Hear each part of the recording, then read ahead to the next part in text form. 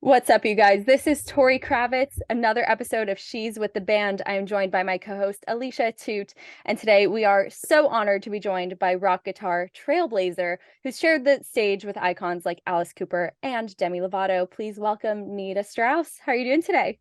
Hi, thank you guys for having me on. I'm great. How are you?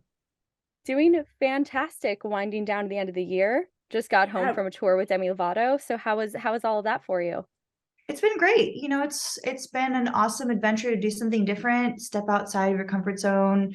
As an artist, you've always got to be evolving and changing and trying different things, and I've had a really good time. Yeah, absolutely. Just paving the way for rock in all genres. And um, you probably know a little bit. She's with the band. Here, we are all about just empowering women in all facets of the music industry. And I just felt like you were such a perfect guest to have with us, Nita, because oddly enough, I was researching another band that we're interviewing soon, Butcher Babies. Oh, And amazing. yeah, and along the way, they actually quoted you in an interview that they had done, just something that you had said that really stuck with them, which was you had told them that queens straighten each other's crowns, which is literally what this podcast is all about. I Just love that. supporting, successful women just supporting each other. That's what it's about. So, unfortunately, not everyone lives up to that quote yet. So how do you cope when it comes to having maybe sometimes unhealthy competition or jealousy or just those things that can come up in the music industry as somebody who really has done such an amazing job just being a supporter all around? Um, I don't consider myself in competition with anyone, to be honest. If there's competition out there, I'm not really aware of it unless I get tagged in like, who's hotter, Nita or so and so, or who's better, Right. Nita or so and so. And then I look at it and kind of blow it off and leave it alone because I think that, I wish I could take credit for real queens straightening each other's crowns. I mean, I'm sure I read that, on a meme somewhere, but it's important, that's like what you guys are doing here and what, Heidi and Carla and myself and Courtney Cox and like, all the girls, Orianthi, all the girls in bands that I know are not competitive with each other. We're not jealous of each other. It's not this catty, bitchy world that it's presented to be. Every girl in a band that I know lives by that. If I release a single and it does well, or if Orianthi releases a single, or the Butcher Babies release a single, or any of the girls in Demi's band do something on their own, like we're always texting each other, congratulating each other, putting it on our own Instagram stories, supporting, so I think that catty reputation that girls in bands have is not very well deserved. I'm actually so No, glad that you debunked that because I think that was maybe a hidden thing in my question is I just also have the assumption that sometimes that still exists. So to see that you're like, no, no, it's not real anymore. Us ladies are out here supporting each other. we're That okay. rules. No, trust me, everything's fine.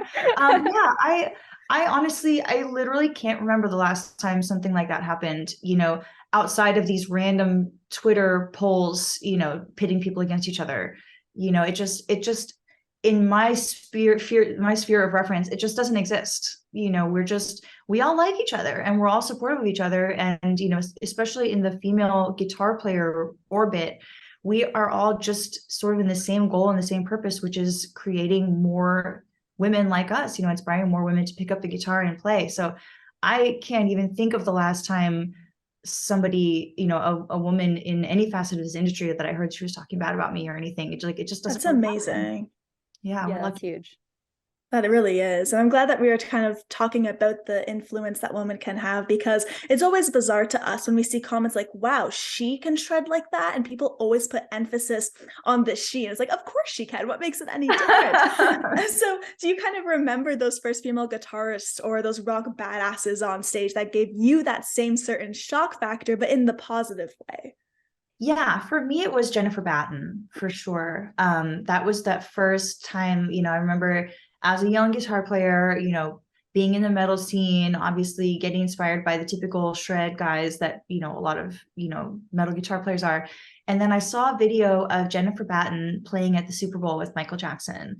And I remember watching that, just thinking, oh my God, like, there's Jennifer, like blonde hair flying all over the place on the biggest stage in the world with the biggest star in the world, playing, circles around any dude I'd ever seen. And I was like, we talk a lot about representation in this day and age. And that was like my moment of representation. Like, oh my God, there's a girl that looks like me that's doing that. Like, if she can do it, then I can do it. And so that was where that first started with me. And still to this day, I'm just inspired to follow those footsteps of Jennifer's and try to bring shred guitar playing to all different genres and not just the one that I'm most used to playing.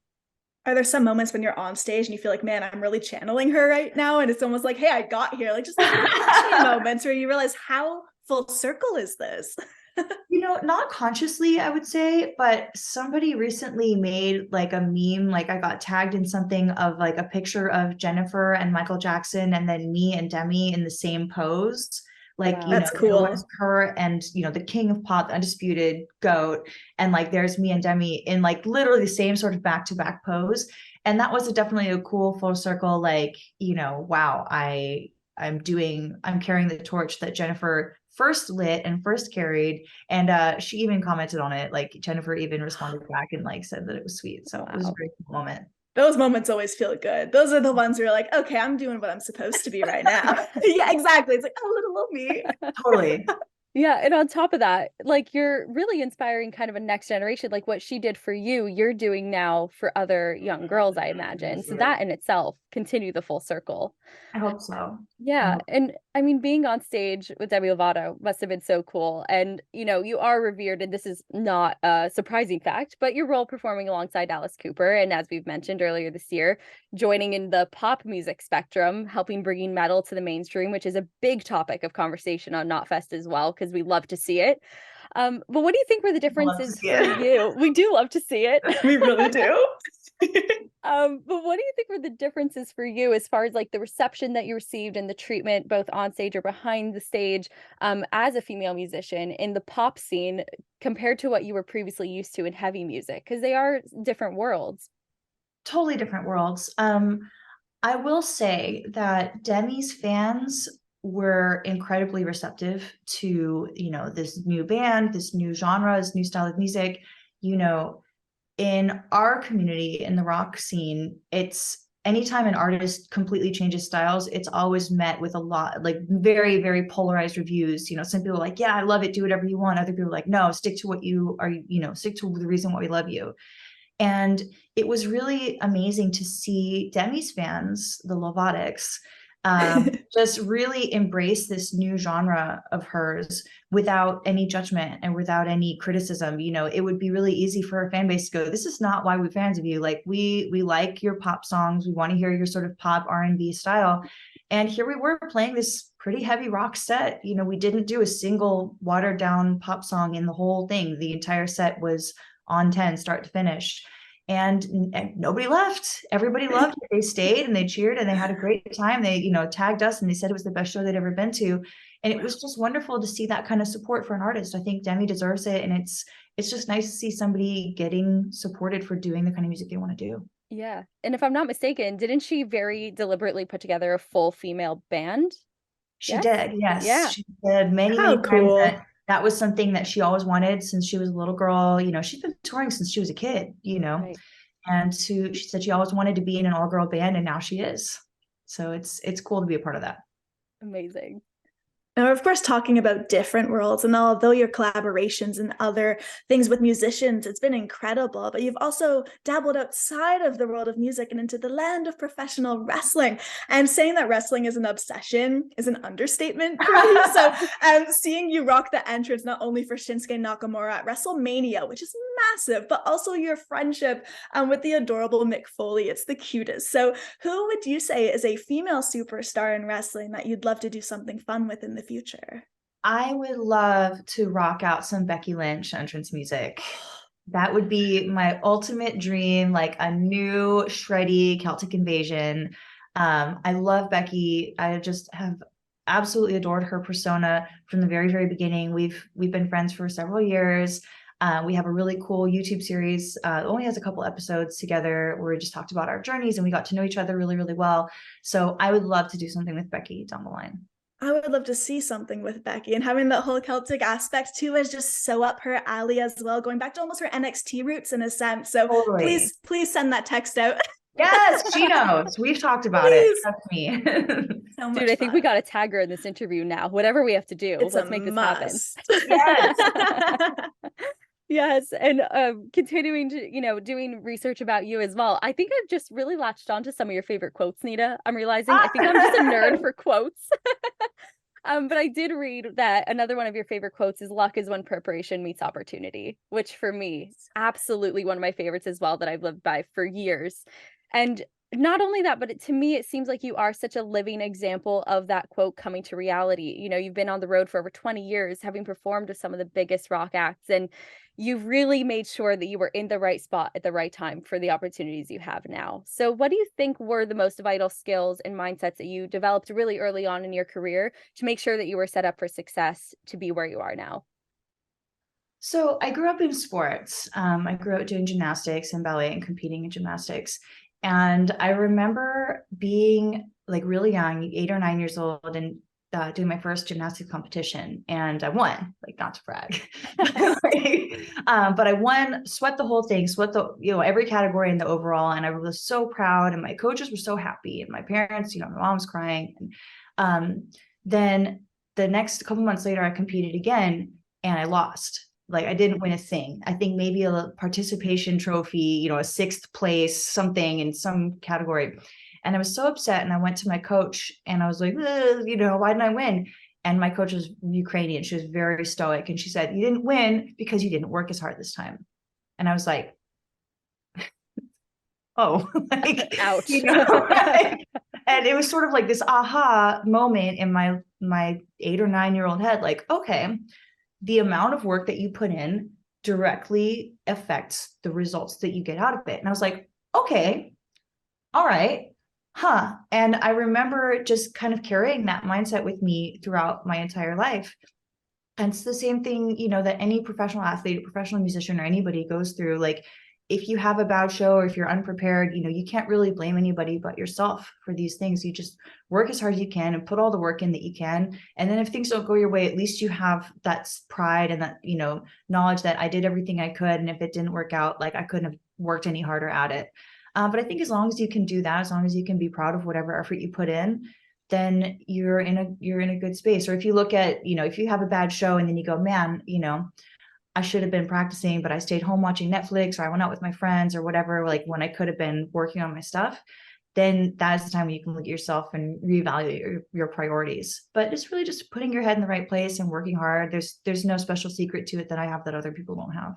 Yeah, dude, so true. And I mean, I think it's important to realize, like, playing the way that you play, even though it looks so effortless, it's clear that you've just taken so much time and effort and practice into what you do. I mean, You'd I've have tried to pick to. up a guitar a few times and, I play the song a couple times. I'm like, I don't got it. And I just, put it away. That's why I host a podcast instead. Listen, what you like, everybody's got their stuff that they're really good at. Like, when the pandemic hit and I started doing live streams on my Patreon page, I was terrible at it. And you would think like, for you guys that are so used to sitting and talking to a camera, it's like podcasts is like, this is what you do. But for somebody that's not used to that, like, let me tell you, it felt like you picking up the guitar for the first time, trying to play that song. I was like, hey guys, like, what up? Yeah. Like, nobody's talking back to me. Right.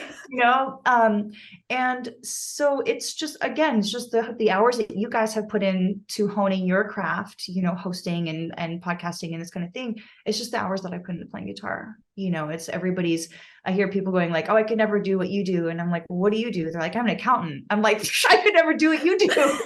Right. I work on perspectives. Crazy. Perspectives. Exactly. Like I'm a mechanic and I work on cars all day. I'm like, well, I can't do what you do. Everybody is great at what they're great at. I just happen to be great at, something that a lot of people want to do. Reasonably great, I guess. Yes. Well, we are grateful that you have a guitar course available to purchase now. Hint, hint. Hint. Hello. So that can help with the practice as well. Yes, actually, you know what? I would love to create a discount code for you guys. If that would work, I'm just gonna write it down. But she's with the band, right? Is you guys? Yeah. All right. So why don't we do she's with the band? We'll do 50% off for anybody listening. And that will live forever. So anytime anybody listens to this, I'll make a note to do it after. But anytime anybody listens to this, unless you're listening live right now, because I have to do it after we finish. She's with the band. I want to play guitar.com will get you 50% off. Look at that, everybody. That's amazing. Let's Thank you so go. much for doing that, genuinely. No, We hope thank a you lot of guys so much for what you're doing. Of Hey, course. and We hope this a is lot of where people look at it and sign up and really start learning this craft, because we know so many people who watch this channel, like they want to get into music. They just don't know where to start. And that's a great platform. Yeah, totally. And I feel really strongly about my course because it starts from what I think is the very, very beginning. I watched a lot of other people's guitar courses when I was creating mine. And one thing that I noticed in other people's courses is that it sort of began at step 2, where it's like, here's the first notes, here's how you get around the fretboard. But I know a lot of people that have never picked up a guitar before, and they pick up the guitar and they're like, well, what is this? Like, what is this terminology? You know, like, so my first lesson is literally like, this is a guitar. This is called the neck. These are called frets. These are called pickups. This is the volume knob. This is the tone knob. This is what those do. Like, because I think that a lot of times people picking up the guitar for the first time, they're not ready to just jump in and start playing without knowing the terminology. So literally starts with this is a guitar, and then goes in 3 modules, beginner, intermediate, and advanced, through all the different technique levels of guitar playing. It's clever. So yeah. I'm sold. Oh. I was about to say the same thing. Get out. It's something that Tori and I spoke about when we met up recently. We're like, we'd love to actually learn something like this. We just have no idea where to start. And the way you even lay that out for us, it just makes sense. So many people dive right in. It's like, what am I doing? Like, what is this? What is this new thing? No, totally. And I hope that this new collaboration between all of us brings the next wave of female rock legends. Yes, Let's do it. Pick up that guitar and start playing it. Yes. Well, speaking to rock legends, you of course rock out on stage like a mad woman, and it's so much fun to watch. But you also show this other side to you that not only we, but the fans online love seeing it. Sometimes it's interesting to see behind the curtains because it gives us that depth and something to really attach to personally outside of what our ears are kind of telling us, hey, we love. So what's been even more fun for us to watch, though, I have to say, is the progression of your Star Wars bathroom. So is it finally done? Have you finally completed the epic Star Wars bathroom? I don't think it's ever going to be finished. Yes, we are. So I've just gotten home from tour a week ago, and I haven't been home for a week since last August, which is crazy. Wow. Since August of 2021, I've not been home for a week. So I finally have been home for a week. We've been doing a lot of home projects since I've been back. We've been painting and Black Friday shopping and like all that kind of stuff. And one thing that we're doing next week, I'm actually going to be gone for this. Thankfully, we hired a professional for this. Is we're painting about a third of the walls in the house black.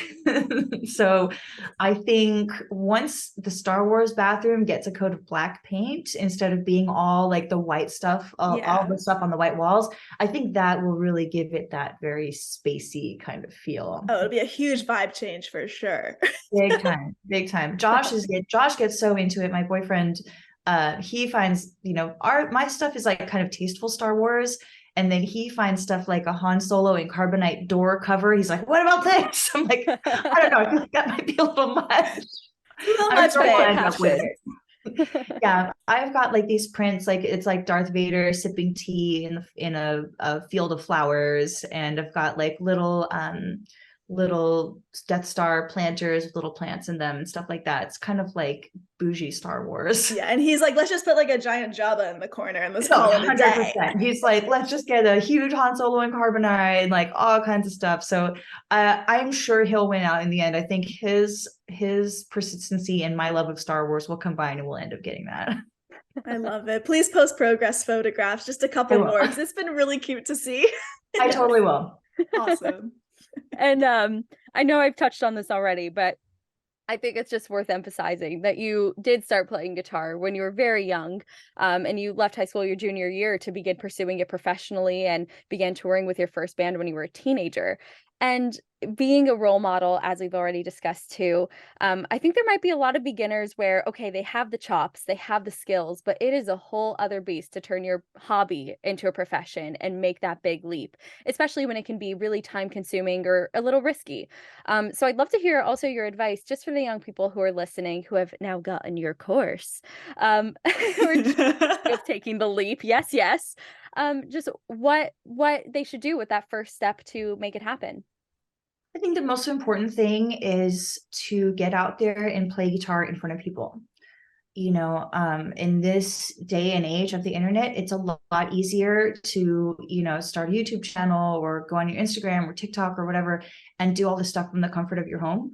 But it's never going to replace the experience of playing guitar in front of people and making mistakes and learning how to deal with, stepping on your guitar chord or stepping on the wrong pedal or something going out of tune or breaking a string. Like, these are all things that happen on stage that you have to deal with in the moment. And if you're not an experienced performer, these are things that will just completely throw you, Right. So if your goal is to be a YouTuber or something like that, by all means, like, go that direction and go kill it.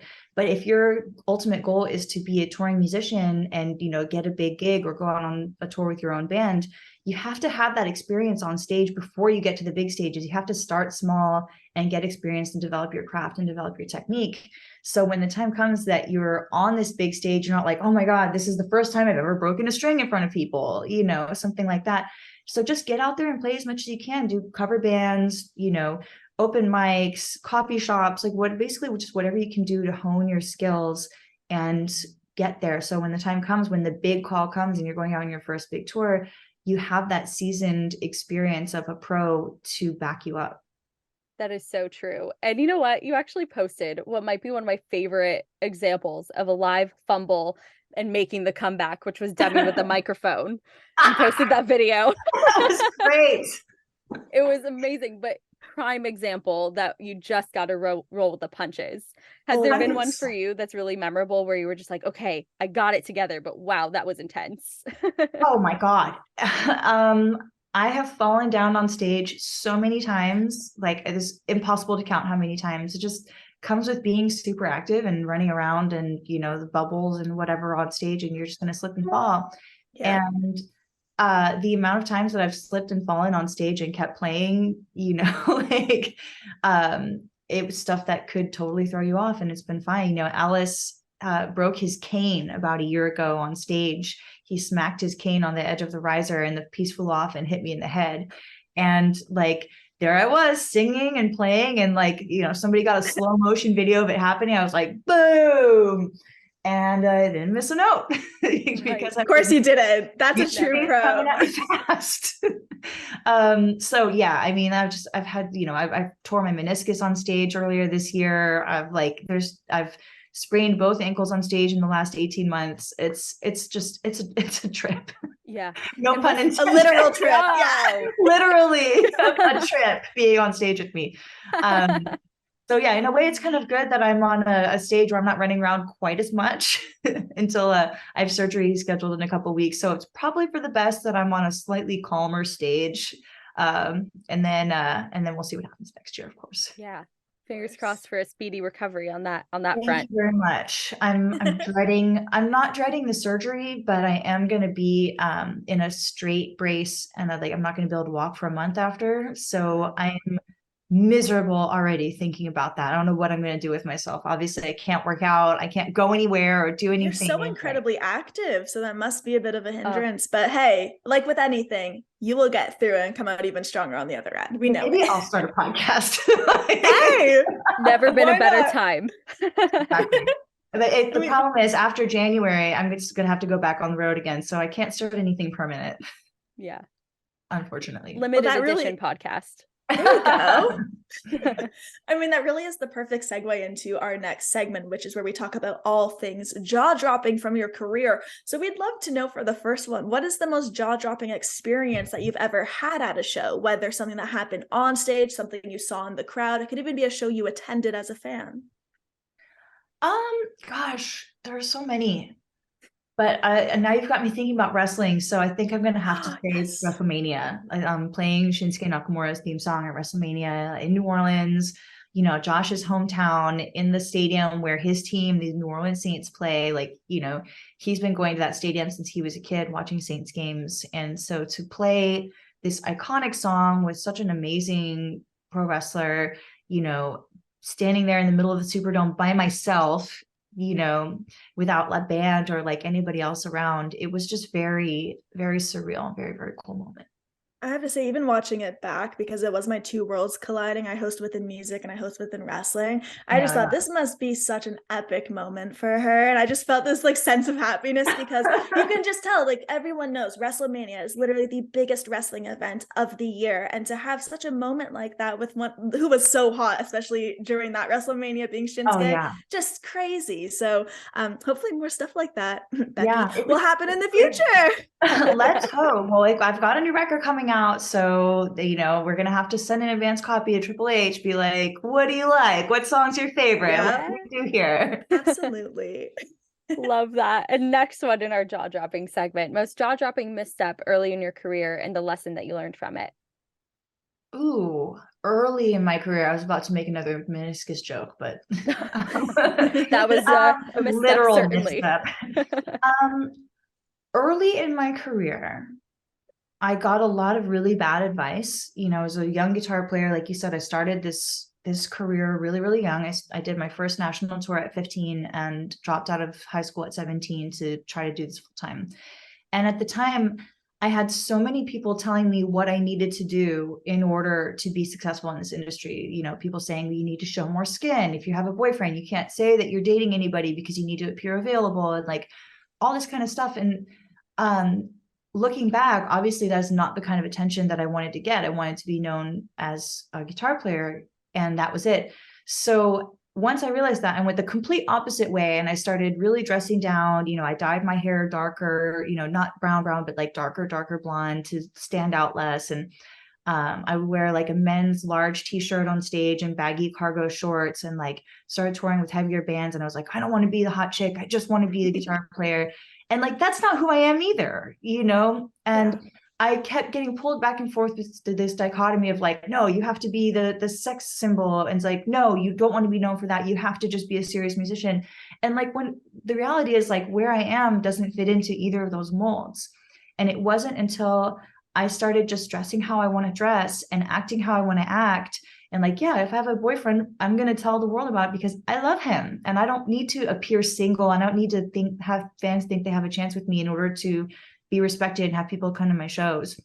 And once I just started embracing who I actually am as a person, that's when great opportunities and great successes started coming to me. And when I was trying to just fit into some mold or another mold, I was just chasing something that wasn't authentic. It wasn't really who I am. So I just wish that I could go back and tell my younger self, stop trying to fit into what other people tell you should be and just be who you are. I'm sure you feel the same, Tori, but I feel like that was us speaking, because we went through the exact same thing where it's like everyone wants you to be something or act a certain way, and you have to just not listen to any of it and hone exactly who you are. So that was really beautifully put. And especially in the music industry, figuring out who you are. Oh, yeah. Totally. Like people can sense like when something's disingenuous, and fans especially. So I mean, it's no doubt that you are rocking as you are, and we love that about you for sure. For sure. Well, next up we have the most jaw-dropping female artist that you would love to work with. Ooh, well, I actually just released a single with the person who has always been my answer. The incredible Elisa Whiteglass of Arch Enemy has been my answer the whole, like anytime I get asked that question, who do you want to work with? My answer was her. So I'm gonna have to think of a different answer for that question. we got you at the right time, didn't we? Yeah. Because the song we put out, the Wolfie Feed, is like, that's the kind of music that I've always wanted to make. I've always wanted to have a band that sounded like the song we just released. So I have a couple other incredible women guesting on my album that would be some of my next answers. So I'm gonna hold off on my answer for right now because I don't want to give away who the guests are. And it's I think people that all of our audience are going to be really happy with. Fine, keep us on our toes, Nita. It's coming. I promise. It's not going to be that much longer. Okay. Now the suspense is just killing me. But I will say, I promise. That collaboration that you have just released with Arch Enemy, absolutely banging. So I will accept that for now.